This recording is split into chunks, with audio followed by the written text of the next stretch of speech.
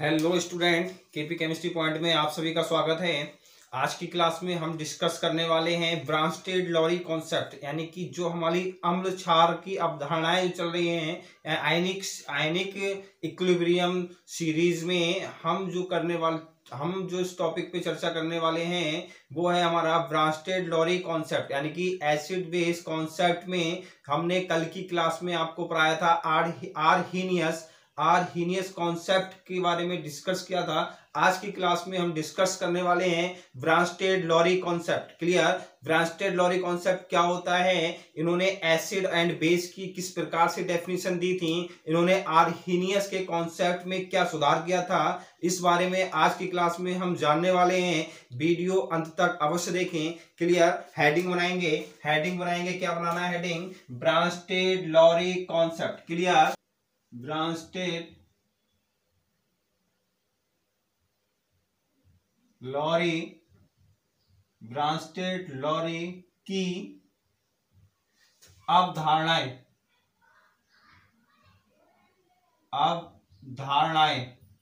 Clear?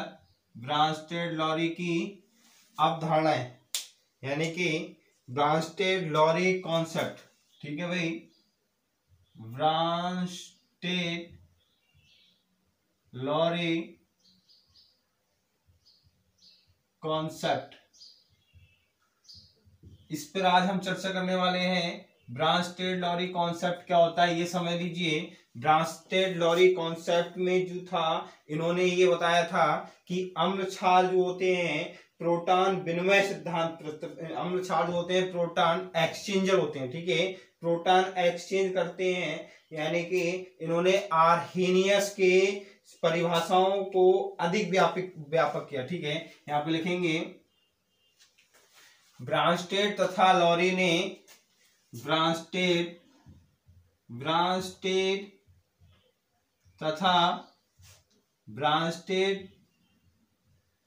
Lorry ने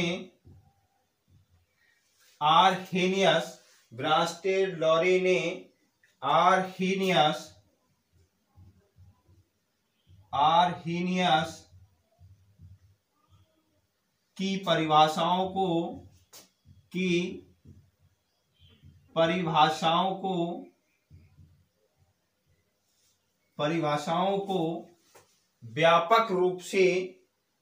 व्यापक बनाने के लिए कुछ निम्न परिभाषाएं दी। यानी कि ब्रांस्टेड लॉरी ने आर्हीनियस की परिभाषाओं को व्यापक बनाने के लिए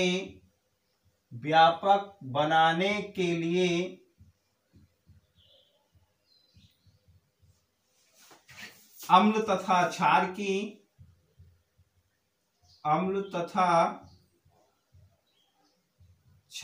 की निम्न परिभाषाएं दी। ठीक है भाई, निम्न परिभाषाएं दी। कौन कौन सी निम्न परिभाषाएं दी, नोट पॉइंट करके यहाँ पे लिख देते हैं भाई। इन्वर्टेड कॉमा में लिख लीजिए या नोट करके लिखना था। क्या लिखना है कि ब्रांस्टेड तथा लॉरी ने प्रोटॉन विनिमय का सिद्धांत प्रतिपादित किया। ब्रांस्टेड तथा लॉरी ने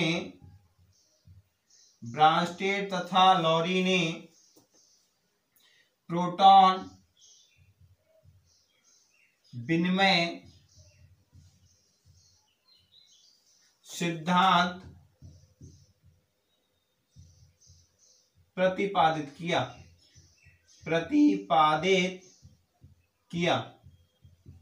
ठीक है भाई, इनके अनुसार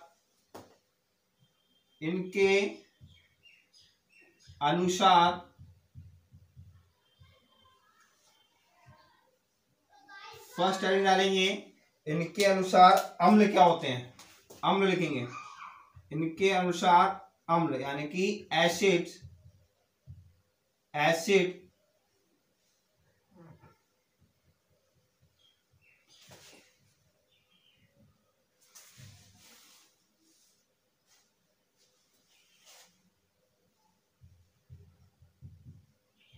इनके अनुसार एसिड क्या होते हैं, वे पदार्थ जो प्रोटॉन को त्याग देते हैं, वे पदार्थ जो प्रोटॉन को त्याग देते हैं या H प्लस आयन त्याग देते हैं, लिखेंगे वे पदार्थ जो जल में H प्लस आयन त्यागते हैं, H प्लस आयन त्यागते हैं, अम्ल कहलाते हैं। क्लियर, अम्ल कहलाते हैं। ठीक है भाई, क्या कहलाते हैं? अम्ल कहलाते हैं। यानी कि वे पदार्थ जो जल में H प्लस आयन त्यागते हैं, H प्लस आयन त्यागते हैं, क्या कहलाते हैं? अम्ल कहलाते हैं। क्लियर, या हम ये कह सकते हैं जो प्रोटॉन डोनर होते हैं, प्रोटॉन दाता होते हैं, हम यहाँ पे कह सकते हैं अम्ल प्रोटॉन दाता होते हैं, अम्ल प्रोटॉन दाता होते हैं। क्लियर, अम्ल प्रोटॉन दाता होते हैं, यानी कि अम्ल जो होते हैं प्रोटॉन का त्याग कर देते हैं। प्रोटॉन यानी कि H plus ion, H plus ion को ही प्रोटॉन कहते हैं। क्लियर, H प्लस आयन को क्या कहते हैं? प्रोटॉन कहते हैं। जैसे एग्जाम्पल देख लीजिए, एग्जाम्पल हम करने वाले हैं HCl को हमने जल में घोला HCl को हमने जल में घोला, तब यहाँ पे क्या होगा बेटा? H3O प्लस हुआ और Cl माइनस हुआ। यहाँ पर HCl ने क्या काम करा? एक H प्लस आयन H2O को दे दिया, यानी कि त्याग कर दिया। तब यहाँ पर ये HCl क्या है? HCl क्या है बेटा? एसिड है। क्या है? HCl क्या है? एसिड है। हमने जो परिभाषा दी ब्रांस्टेड लॉरी की कॉन्सेप्ट के अनुसार हमने परिभाषा दी, यानी कि अम्ल वो होते हैं जो H प्लस आयन त्यागते हैं। हम ये कह सकते हैं कि अम्ल H प्लस यानी कि प्रोटॉन डोनर होते हैं। अम्ल क्या होते हैं? प्रोटॉन डोनर होते हैं। ठीक है, ब्रांस्टेड तथा लॉरी ने ये सिद्ध किया था कि यदि जल में कोई भी पदार्थ को घोला जाए तब वह H प्लस आयन त्याग करता है। यदि वह H प्लस आयन त्याग करता है तो वो क्या कहलाता है? अम्ल कहलाता है। या हम ये कह सकते हैं कि एसिड प्रोटॉन डोनर होते हैं। क्लियर, यहाँ पर देखिए HCl है, HCl को हमने जल में घोला, तो HCl को हमने जल में घोला, HCl में हाइड्रोजन यानी कि H प्लस आयन का त्याग कर दिया। HCl ने किसको त्याग किया? H2O को त्याग किया। जब H2O को त्याग किएंगे तो H3O प्लस यानी कि हाइड्रोनियम आयन बनेगा। क्या बनेगा? हाइड्रोनियम आयन बनेगा और Cl माइनस निकलेगा। ठीक है भाई, Cl माइनस निकलेगा। ये क्या है? हाइड्रोनियम आयन है। ठीक है भाई, हाइड्रोनियम आयन हो गया। ये हाइड्रोनियम आयन है। तो यहाँ पर HCl ने एक H प्लस त्याग दिया, इसलिए यहाँ पे HCl क्या है? एक एसिड है। सॉरी गाइस, HCl क्या है? HCl क्या है? यहाँ पे एक HCl क्या है? हमारा एक एसिड है। क्लियर, इसी प्रकार से आप देखेंगे, इसी प्रकार से हम दूसरा एग्जाम्पल ले रहे हैं। अमोनियम आयन है बेटा, अमोनियम आयन है। ठीक है भाई, अमोनियम आयन को हम जल में घोलेंगे बेटा। अमोनियम आयन को हमने किस में घोला? जल में घोला। जब जल में घोलेंगे तो यहाँ पे फिर से हाइड्रोनियम आयन बनेगा, यानी कि H3O प्लस बना और यहाँ पे क्या बना? NH3। Clear, NH3। तो यहाँ पे जो अमोनियम आयन है, अमोनियम आयन क्या है? अमोनियम आयन क्या है? एसिड है। क्लियर, अमोनियम आयन किसका कार्य कर रहा है? यहाँ पे एसिड कार्य कर रहा है, क्योंकि एसिड वो होते हैं जो जल में H प्लस आयन त्याग करते हैं, जल को H प्लस आयन त्याग देते हैं। क्या कहलाते हैं? एसिड कहलाते हैं। तो यहाँ पे क्या हो गया? ये एसिड हो गया। क्लियर हो रहा है भाई? क्लियर हो रहा है, यहाँ पे एसिड हो गया। अब हम क्या काम करेंगे? अब हम पढ़ेंगे क्षार। ठीक है, क्षार पढ़ने वाले हैं। ब्रांस्टेड लॉरी के अनुसार क्षार क्या होते हैं वो देख लीजिए। ये क्षारक को हम क्या कहते हैं? क्षारक को हम यहाँ पे बेस कहते हैं इंग्लिश में, क्षारक को बेस कहते हैं। और क्षार को हम क्या कहेंगे बेटा? क्षार को हम कहेंगे एल्कलाई। क्लियर, क्षार को हम क्या कहते हैं? इंग्लिश में हम क्षार को क्या कहते हैं? एल्केलाई, ठीक है भाई, एल्केलाई, ठीक है। यहाँ पे ये चीज समझना है, क्षारक और क्षार क्या होते हैं, यानी कि जो जल में घुल जाते हैं क्षारक, जो क्षारक जल में घुल जाते हैं वो क्षार कहलाते हैं। क्लियर, यानी कि जो क्षारक जल में घुल जाते हैं वो क्या कहलाते हैं, क्षार कहलाते हैं। यहाँ पे लिख देते हैं भाई, यहाँ पे लिखे, देखें नोट करके, मैं आपको बता रहा हूँ क्षार और क्षारक में बहुत ज्यादा कंफ्यूजन रहता है। क्लियर, एग्जाम में डायरेक्ट पूछ लिया जाता है निम्नलिखित में से कौन सा बेस है, कौन सा एल्कलाई है, यानी कौन सा क्षारक है, कौन सा क्षार है। तो यहाँ पे देखिए समझिए, यानी कि बेक्षारक जो बेक्षारक जो जल में घुल जाते हैं, जल में क्या बेटा, जल में क्या होता है भाई, घुल जाते हैं। क्लियर, जल में घुल जाते हैं, क्या कहलाते हैं, क्षार कहलाते हैं। क्लियर, क्या कहलाते हैं, क्षार कहलाते हैं। ठीक है भाई, क्षार कहलाते हैं। हम ये कह सकते हैं कि सभी क्षार क्षारक होते हैं। यहाँ पे हम नोट दूसरा लिखेंगे, नोट दूसरा करके क्या लिखेंगे, सभी क्षारक, क्या लिखें, सभी क्षार क्या होते हैं बेटा, क्षारक होते हैं। सभी क्षार क्षारक होते हैं, लेकिन सभी क्षारक क्षार नहीं हो सकते। लेकिन सभी क्षारक क्षार नहीं हो सकते। क्लियर, सभी क्षारक क्षार नहीं हो सकते। ठीक है, नहीं हो सकते। आप एक पॉइंट समझिए भाई। आप एक बात ये बताइए कि जो भी क्षारक होते हैं, जो क्षारक जल में घुल जाएं वो क्या कहलाते हैं, क्षार कहलाते हैं, एल्केलाई कहलाते हैं। कुछ क्षारक ऐसे भी होते हैं जल में नहीं घुलेंगे। अब जब कुछ क्षारक जल में नहीं घुलेंगे तो आप ये कह सकते हैं कि कुछ क्षारक क्या है, क्षार नहीं है। तो हमने यही पॉइंट लिखाया है कि जो सभी क्षार होते हैं वो तो क्षारक होते हैं, लेकिन सभी क्षारक क्षार नहीं हो सकते, क्योंकि सभी क्षारक जल में घुलनशील नहीं होते। यहाँ पे लिख देते हैं, क्योंकि सभी क्षारक जल में घुलनशील नहीं होते हैं। ठीक है भाई, नहीं होते हैं,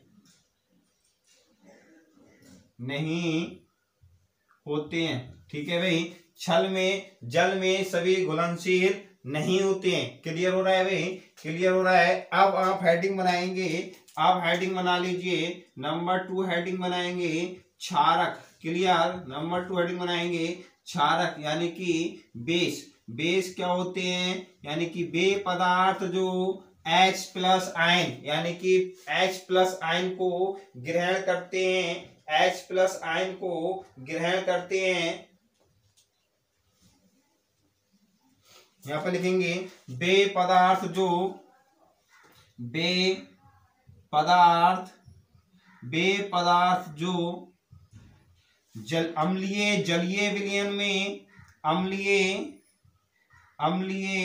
जलीय विलयन में बे पदार्थ जो अम्लीय जलीय विलयन में H+ आयन ग्रहण करते हैं। क्लियर, H+ आयन ग्रहण करते हैं, क्या कहलाते हैं, H+ आयन ग्रहण करते हैं, क्या कहलाते हैं, क्षारक कहलाते हैं। क्लियर, क्षारक कहलाते हैं। हम ये कह सकते हैं, हम क्या कह सकते हैं कि क्षारक क्या होते हैं, अतः ये क्या होते हैं, प्रोटॉन, अतः ये प्रोटॉन एक्सेप्टर होते हैं। अतः ये प्रोटॉन, क्लियर, प्रोटॉन ग्राही होते हैं। क्लियर भाई, प्रोटॉन ग्राही होते हैं। ठीक है भाई, क्या होते हैं? प्रोटॉन ग्राही होते हैं। फिर से देखें, ब्रांस्टेड-लॉरी के अनुसार क्षारक वो पदार्थ जलीय विलयन में क्षारक वो होते हैं जो अम्लीय जलीय विलयन में H+ आयन ग्रहण करते हैं। क्या कहलाते हैं? क्षारक कहलाते हैं। अतः ये प्रोटॉन ग्राही होते हैं। क्लियर? अतः ये प्रोटॉन ग्राही होते हैं। जैसे कि आप देख लीजिए एग्जाम्पल देखिए भाई, एग्जाम्पल क्या है? NH3 को हमने क्या काम करा बेटा? जल में जब घोला, NH3 को जब हम जल में घोलेंगे, NH3 को हमने जब क्या करा? जल में घोला, जल में नहीं घोला, अम्लीय विलयन क्या है यहाँ पे? अब हम जल में नहीं घोलेंगे, यहाँ पे आपको ये पॉइंट ध्यान रखना है। अम्लीय जलीय विलयन, अम्लीय जलीय विलयन में, यहाँ पे जलीय विलयन और रह गया, यहाँ पे विलयन लिख लिए। वे पदार्थ जो अम्लीय जलीय विलयन में, ठीक है भाई, अम्लीय जलीय विलयन में, यहाँ पे विलयन और लगा लीजिए शब्द विलयन। ठीक है, विलयन का मतलब सॉल्यूशन। अम्लीय जलीय विलयन में H+ आयन, तो यहाँ पे क्या होगा? ये हाइड्रोनियम आयन हो जाएगा। अम्लीय जो विलयन अभी हमने निकाला था H3O+, इसमें क्या काम करेगा? NH3 क्या है? एक अमोनियम आयन बना लेगा और H2O बनेगा। अब यहाँ पे ये अमोनिया क्या है? अमोनिया देखें, NH3 हाइड्रोनियम आयन से एक H+ ग्रहण कर रहा है, तब अमोनियम आयन बना रहा है। तो यहाँ पर NH3 क्या है? NH3 क्या है बेटा? बेस है। NH3 क्या है? बेस है। और हाइड्रोनियम आयन ये क्या है? Hydronium ion. ठीक है भाई, और ये अमोनियम आयन हो गया। तो यहाँ पे बेस क्या हो गया? अमोनिया क्या है? एक क्षार है। क्लियर भाई, अमोनिया क्या है? क्षार है। इसी प्रकार से एमीन देख लीजिए, इसी प्रकार से एमीन है भाई, यहाँ पे एमीन है। इसको हमने किसके साथ करा? H3 हाइड्रोनियम आयन के, यानी कि जलीय विलयन, अम्लीय जलीय विलयन के साथ जब हमने मिलाया, तब यहाँ पे क्या बना? NH3 बना। और यहाँ पे क्या हुआ? H2O। तो यहाँ पे ये बेस क्या हुआ? कौन एक्सेप्ट कर रहा है? H+ ion. एमीन आयन हमारा X+ आयन मतलब ग्राही कर रहा है, एक्सेप्ट कर रहा है। तो यहाँ पे अमोनिया तथा एमीन किसका कार्य कर रहे हैं? अमोनिया तथा एमीन किसका कार्य कर रहे हैं? क्षारक का कार्य कर रहे हैं। यानी कि हमने अभी डेफिनेशन जो लिखी है, क्षारक वो होते हैं जो जलीय अम्लीय विलयन में H+ आयन ग्रहण करते हैं। H+ आयन ग्रहण करते हैं, क्या कहलाते हैं? क्षारक कहलाते हैं। क्लियर? क्या कहलाते हैं? क्षारक कहलाते हैं। ठीक है भाई, क्या कहलाते हैं? क्षारक कहलाते हैं। अब हम करने वाले हैं समयुग्मी acid and base. Clear? Acid and base हम करने वाले हैं, समयुग्मी एसिड एंड बेस।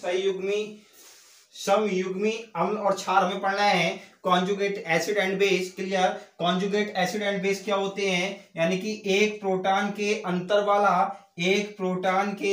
वाला युग्म समयुग्मी अम्ल और क्षार, समयुग्मी अम्ल क्षार का युग्म कहलाता है। फिर से देखेंगे, एक प्रोटॉन के अंतर वाला युग्म समयुग्मी अम्ल क्षार युग्म कहलाता है। यदि किसी अम्ल के अणुसूत्र में एक H+ आयन अलग कर दिया जाए, तो वह उस अम्ल का संयुग्मी क्षार कहलाता है। तब वह उस युग्म का संयुग्मी क्या कहलाता है? क्षार कहलाता है। दूसरा पॉइंट है, यदि किसी क्षारक के अणुसूत्र में एक H+ आयन ग्रहण कर लिया जाए, यानी कि प्रोटॉन ग्रहण कर लिया जाए, तो वह उस क्षारक का संयुग्मी अम्ल कहलाता है। क्लियर? आप कभी पीछे पढ़ चुके हैं। यानी कि जो H+ आयन त्यागते हैं वो अम्ल कहलाते हैं, जो H+ आयन ग्रहण करते हैं वो क्या कहलाते हैं? क्षारक कहलाते हैं। लेकिन एक ही एक ही किसी पदार्थ में दोनों ही ये काम होते हैं, H प्लस आयन ग्रहण करते हो, H प्लस आयन त्यागते हो, तो वह उसका संयुग्मी एसिड एंड बेस कहलाता है। जैसे कि हमने अमोनिया लिया, अमोनिया NH3 लिया, NH3 यहाँ पे प्रोटॉन ग्रहण कर रहा है। जब प्रोटॉन ग्रहण कर रहा है तो प्रोटॉन ग्रहण करते हैं तो वो क्या कहलाते हैं, क्षारक कहलाते हैं। अब यहाँ पे ग्रहण करने के बाद क्या बना हमारा, NH4 प्लस बना। क्या बना, NH4 प्लस बना। तो यहाँ पे ये रिवर्सिबल है, NH4 प्लस को जब हम तोड़ेंगे तो H प्लस और NH3 बनेगा। तो यहाँ पर ये क्या काम कर रहा है, एक H प्लस आयन दे रहा है, एक H प्लस आयन इसमें से अलग हो रहा है। तो H प्लस आयन जो अलग हो रहा है वो क्या कहलाता है, संयुग्मी अम्ल हो गया। तो यहाँ पर ये संयुग्मी अम्ल हो गया और ये क्षारक हो गया, यानी कि जब इन दोनों को हमने मिलाया तो क्या बना, कॉन्जुगेट एसिड एंड बेस। क्योंकि यहाँ पे अमोनिया क्या काम कर रहा है, एक H प्लस आयन क्या कर रहा है, ग्रहण कर रहा है, और यहाँ पे NH4 प्लस क्या काम कर रहा है, एक H प्लस आयन त्याग रहा है। तो यहाँ पे एक ही पदार्थ में प्रोटॉनों का आदान प्रदान, प्रोटॉनों का एक्सचेंजर जो होते हैं क्या कहलाती है, ब्रांस्टेड-लॉरी कॉन्सेप्ट, ब्रांस्टेड-लॉरी कॉन्सेप्ट कहलाता है। क्लियर, ब्रांस्टेड तथा लॉरी ने प्रोटॉनों के आदान प्रदान पर एक सिद्धांत प्रस्तुत किया जिसे ब्रांस्टेड-लॉरी कॉन्सेप्ट कहते हैं। क्लियर, इनके कुछ सीमाएं थी, यानी कि जो ब्रांस्टेड-लॉरी कॉन्सेप्ट है इनकी क्या थी, कुछ कमियां थी। कमियां क्या थी, जिस पदार्थ में H प्लस आयन ना हो, जिस पदार्थ में H प्लस आयन नहीं होता है तो क्या हम उसको पहचान पाएंगे वो अम्ल है या क्षार है, हम नहीं पहचान पाएंगे। इसलिए यहाँ पे ब्रांस्टेड-लॉरी कॉन्सेप्ट भी फेल हो गए। ठीक है, जैसे कि हमारा AlCl3 है बेटा, AlCl3 है, इसको आप कैसे बताएंगे ये अम्ल है या क्षार है।